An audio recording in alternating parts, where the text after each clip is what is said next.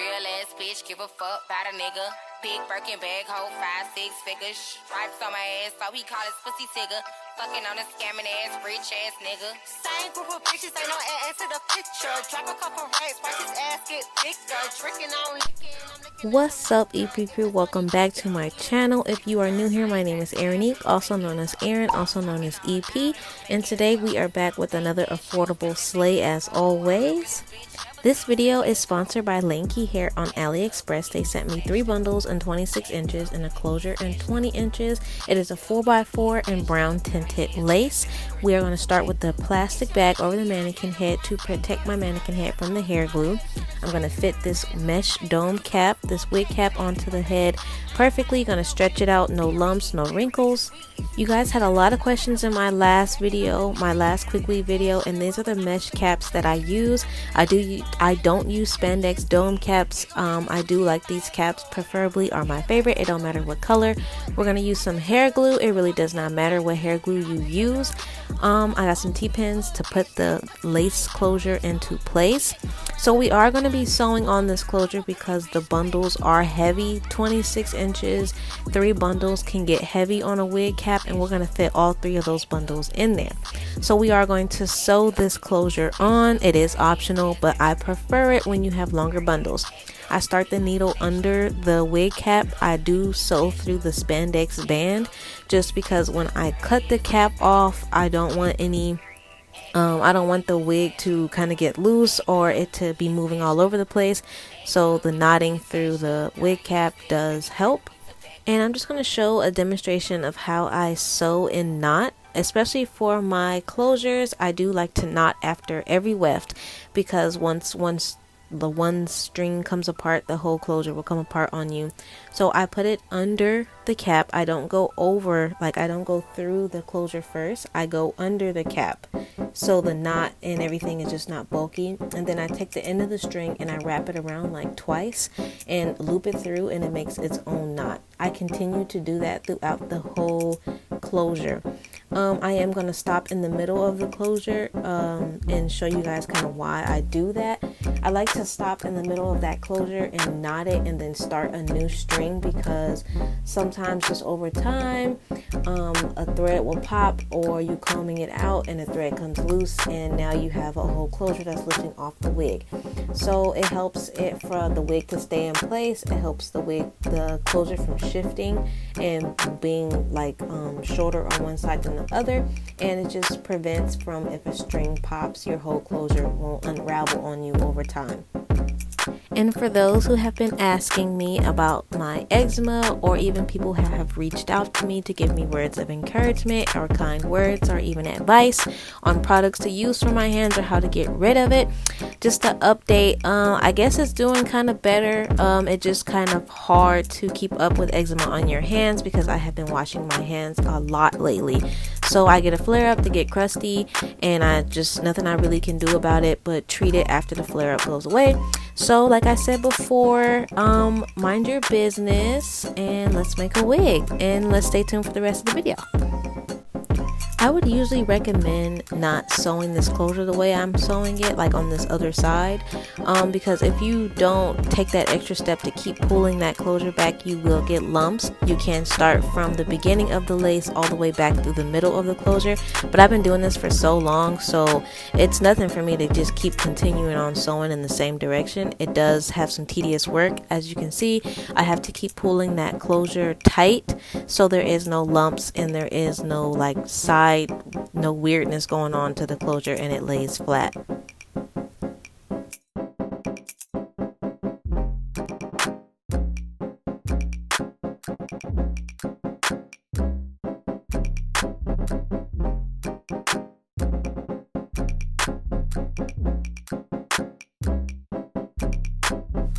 I do start on the elastic band when I start gluing. I don't glue the tracks onto the wig cap. I put glue on the wig cap and then put the tracks on. It's just a lot easier for me when making a wig. It It's just what works best for me. I don't have any cons about this method, except for you kind of will end up using a lot of glue this way, but it is best because it ensures that these tracks are not going nowhere, and this wig will hold up through a wash, will hold up through detangling, and will just hold up a while. So I place the tracks on top of the glue, and then I blow dry to make sure that it's just sealed in place. And it doesn't take that long for this glue to dry, maybe about a minute or so, barely 60 seconds, until you can move on to the next track. And the way that I'm placing these tracks, I am putting one side a little bit higher than the other. This is intentionally to be a side part wig, but I am going to make it a versatile wig to where I can wear it basically on any side without it looking funny, or down the middle. So by doing that, I like to start straight in the back from nape to nape, or like behind the ear to behind the ear. And then once I get above where my ears would be, I start bringing the tracks up a little bit higher so it can kind of fall in my face, but to the point where it's not, I have a whole bunch of hair on one side. So when I do eventually try to swoop this wig into a middle part, it will not look uneven or crazy. The hair will still fall evenly down my face from like ear to ear. So that is a good method. I don't know if you can kind of tell, I try my best to show you guys, like one side is a little bit higher than the other, and that's pretty much all there is to it. It's just I'm taking a track at a time. I'm not missing no tracks, so the little pieces that I do have, I'm still putting them in there. I am keeping my tracks really close together because I am trying to fit 3 bundles in here. Originally, if it was thick wefts, or I wasn't trying to fit that much hair in there, I would do about a finger length apart, or maybe about an inch apart. I would put my tracks. But today we're gonna fit 3 bundles in there, and I promise you at the end I will show you guys how to get this wig flat. So stay tuned for the end of the video, and I will be installing this wig and how I style the closure and everything. Oh, and to answer some more of you guys' questions from my last video, you guys asked how long do these wigs last. So the last wig I made only lasted 3 weeks due to the hair itself being really crappy. Like, it was shedding and matting, and the wig itself just wasn't cute anymore. But holding up wise, if you take care of this wig, like take it off at night and put it up, it can last you as long as you want this wig to last. Like, I expect this wig to last me some months before I see a track slipping, or by the time I need to wash it, I think I will catch a couple tracks that could be glued back on or glued down, and that type of nature, because conditioner will cause the glue to slip.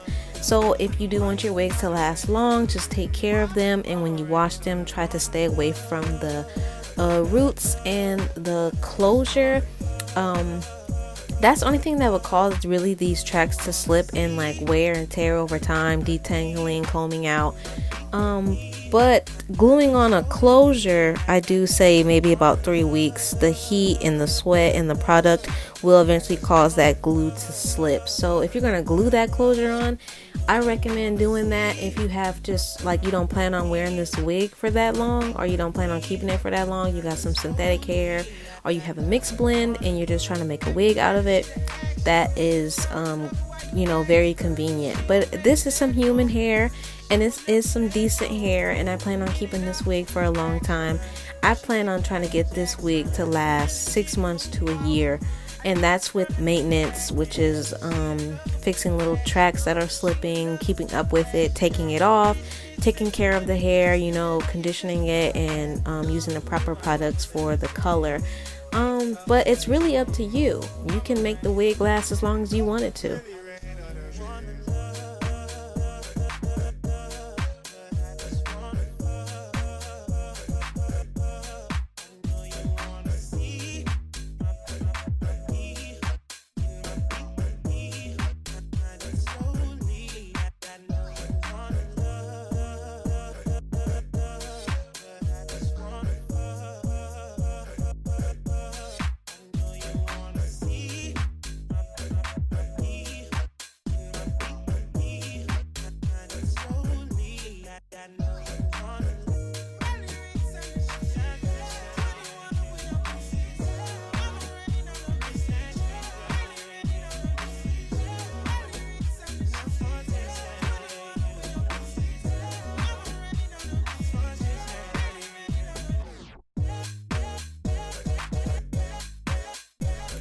So now that we've laid all those tracks, I'm going to give it a dry and then flip it inside out and take the bag off and then give it another secure dry with the air dryer.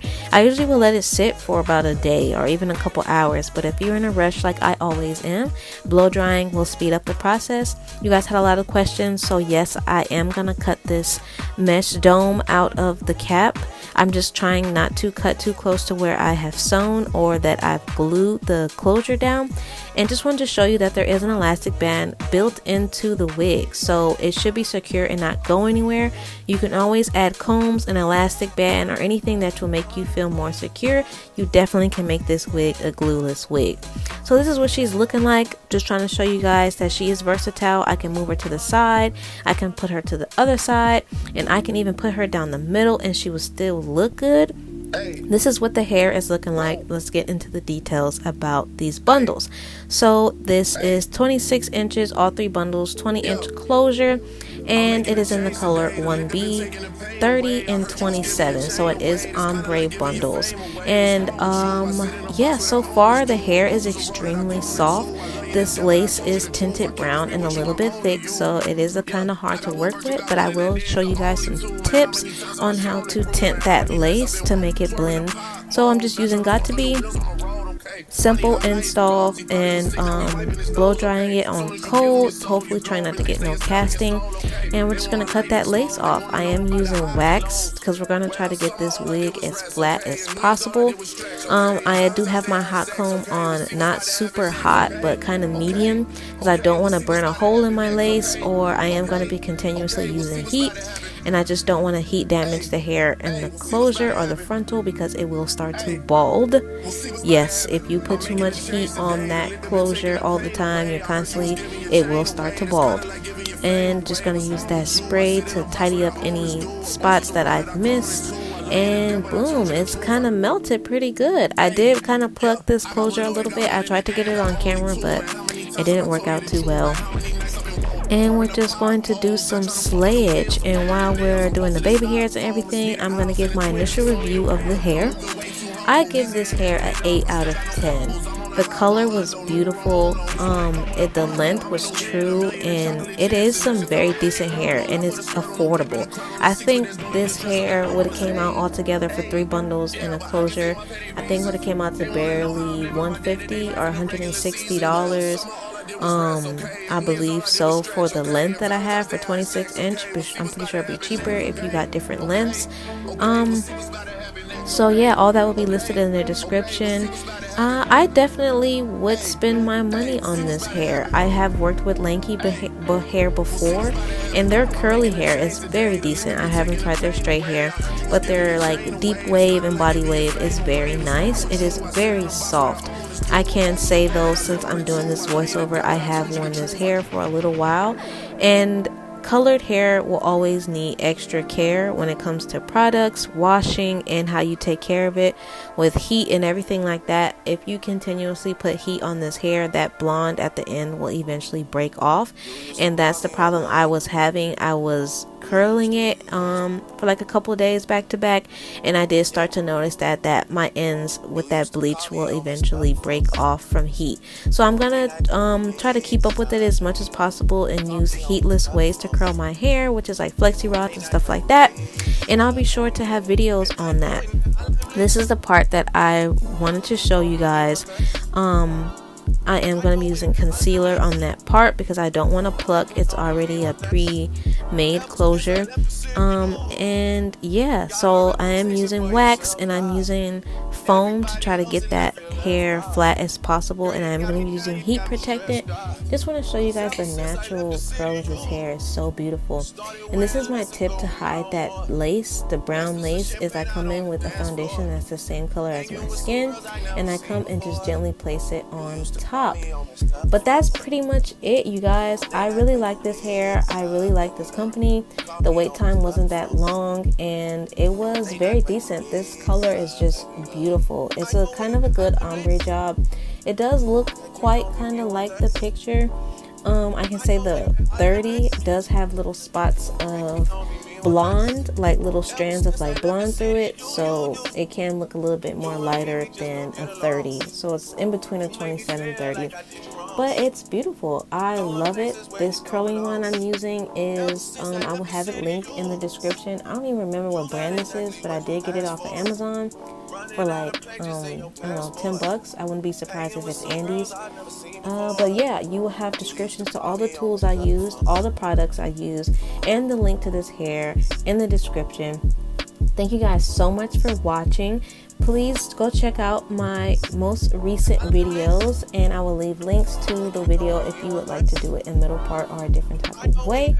Thank you guys for watching all the way to the end. I love you guys so much, and peace out, EPTV. Got a reputation for yourself now. Everybody knows and I feel left off. Girl, you got me down, you got me stressed out. Cause ever since I left the city, you started wearing less and going out more. Glasses of champagne out on the dance floor. Hanging with some girls I never seen before. You used to call me on my cell phone.